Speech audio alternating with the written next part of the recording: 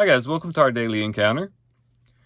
As we begin this week, it might be that some people in this group might be dealing with some pretty heavy stuff.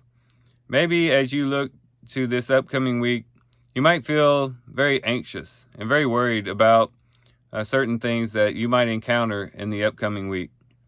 And as such, you just feel burdened. You feel heavy-hearted in connection to these things. If that's the case, I think we can find some comfort in our reading today in Psalm 56, because there we have David writing the psalm in a time in which he too was very anxious in a situation that he was dealing with. There he had ran from Saul, and he had gone to Achish, king of Gath, and he had been seized because the servants of Achish were very suspect of David. And David didn't really know how the situation was going to turn out. And he was very anxious. And so he writes Psalm 56 in connection to that. And it's really a mixture of him bringing out what he's feeling, bringing to God the situation that he's in, but at the same time, making statements of faith to help him get through the anxiety that he was feeling. And there's basically three truths that we want to focus on in our devotion today that I think would be helpful for anyone who might be feeling anxious about certain things. And one of them, actually two of them, are found in verse 8. One has to do with God's taking account of the physical outward situations that people encounter. The second has to do with the emotional situations that people encounter. In the first part of verse 8, it says, "You have taken account of my wanderings." That was definitely true with David. God had seen all the places that David had gone to get away from Saul, and David certainly had gone through a lot of wanderings around the wilderness of Judea and that region, trying to evade King Saul. And he realized that God had seen all of his wanderings, and he even saw him there as he was in Gath. And God took account of those things, and that brought comfort to David to know that the Lord knows where he is and where he has come from. And the same thing is true with us. God knows where we've been. He knows where we are, and he even knows where we're going. And he understands all the situations and circumstances we have found ourselves in. He knows all the difficult relationships we might be dealing with. He knows all the difficult challenges that life has presented us.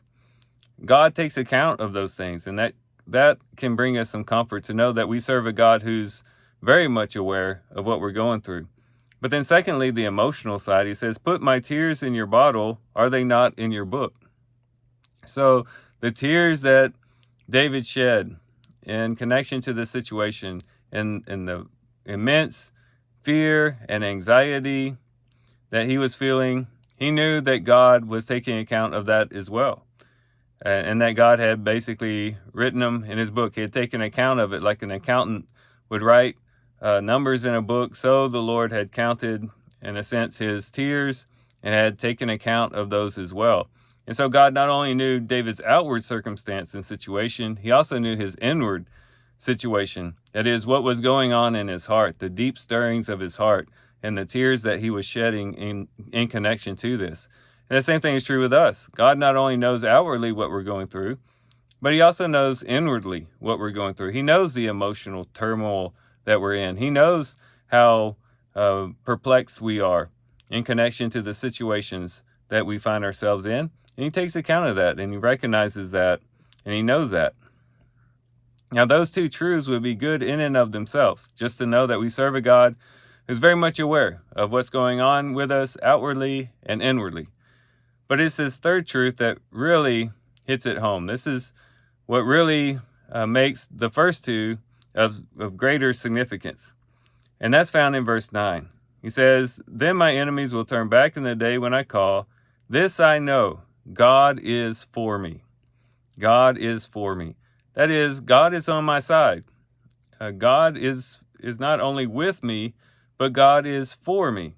He not only sees the situations that I'm in, both outwardly and inwardly, but he's also on my team. He also is on my side.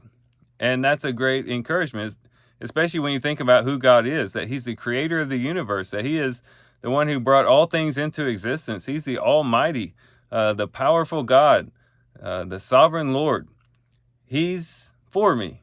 He's on my side. He's on my team. David took comfort in that, and we can take comfort in that as well.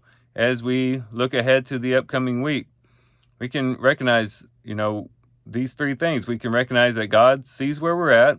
He knows what we're going to encounter in the upcoming week. He also knows inwardly how we're feeling in response to that, and he understands that and takes that into account.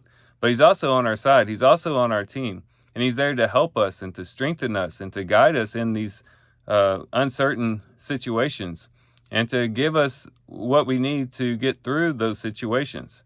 And so we can take comfort in the fact that he is for us, and who better to be for us than the King of Glory.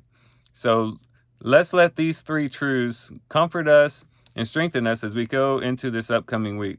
Let's remember that God sees what we're going through outwardly and inwardly, and that he is for us.